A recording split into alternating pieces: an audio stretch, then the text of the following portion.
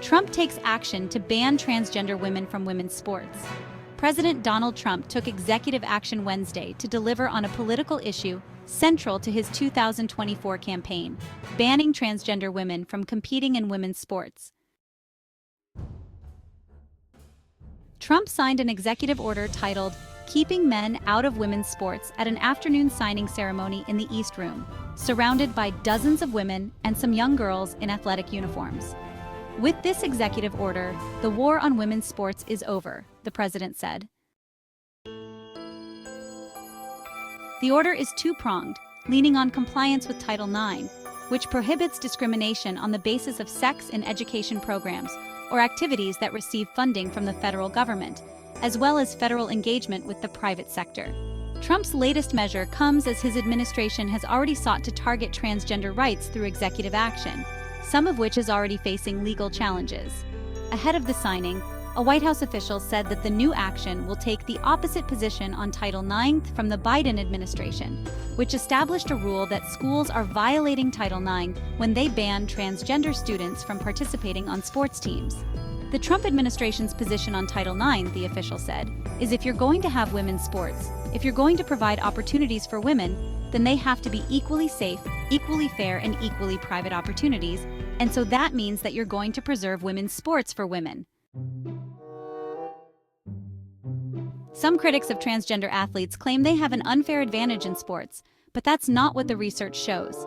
While research is limited and ongoing, a 2017 review in the peer-reviewed journal Sports Medicine found no direct or consistent research showing trans people have an athletic advantage.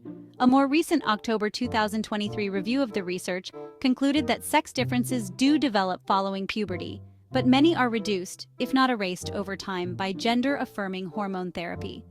Physical attributes that could work in a trans girl's favor, like height or limb length, for example, appear to be less malleable, the study said. But it also pointed out that there are no efforts to restrict cisgender athletes who are taller than average or exceptionally gifted physically in any other way. The White House official indicated that the administration will consider additional guidance regulations and interpretations of Title IX, and will also push for investigations of schools that are not seen to be in compliance by the Department of Education.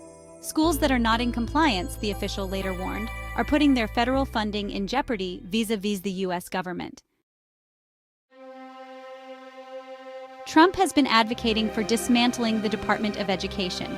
If that endeavor is successful, White House Press Secretary Karoline Leavitt told reporters that the administration will look at additional maneuvers to ensure that these very important policies can be implemented.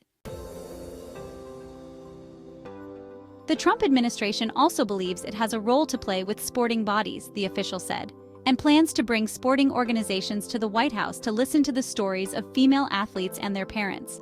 Additionally, Trump does expect the Olympic Committee and the NCAA to no longer allow men to compete in women's sports, Leavitt said. While Trump does not have legal authority over the International Olympic Committee or National Collegiate Athletics Association, Leavitt said the executive action starts a very public pressure campaign on these organizations. He expects these organizations to comply with this federal executive order, she said. In his remarks on Wednesday, Trump said he has instructed Secretary of State Marco Rubio to make clear to the International Olympic Committees that America categorically rejects transgender lunacy, and there are plans to convene state attorneys general to enforce laws on the books protecting women's sports at the state level, the official said. Trump on Wednesday is expected to meet with Texas Governor Greg Abbott, who in 2023 signed a state law banning trans athletes in college sports in his state. Rubio, the official added, will be using bodies like the United Nations to promote the administration's stance through reports on gender issues. The executive action also calls for a review of visa policies. If you are coming into the country and you are claiming that you are a woman, but you are a male here to compete against women, we're going to be reviewing that for fraud, the official said. Trump's acting on a divisive campaign issue. In his first week of his second term, Trump signed an executive order that prevented transgender people from serving in the military, resurrecting an order he initially implemented in 2017 during his first term, but was later reversed by President Joe Biden's administration. Trump's order is facing a legal fight brought on by 6 transgender service members and 2 transgender people who want to enlist.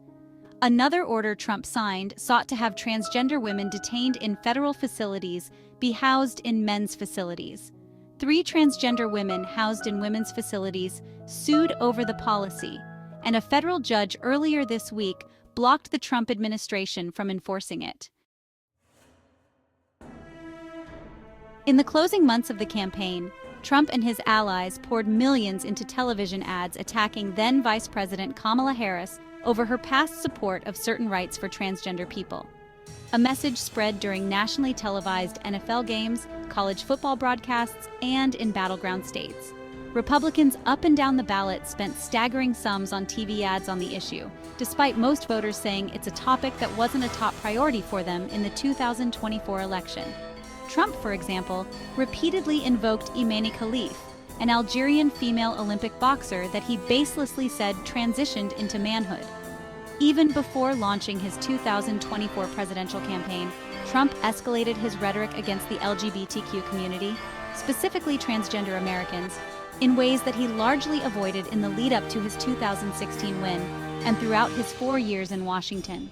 At an appearance in July 2022, Trump voiced his opposition to transgender women participating in women's athletics, marveling at the applause it generated and insisting his advisors had advocated against including it in his remarks.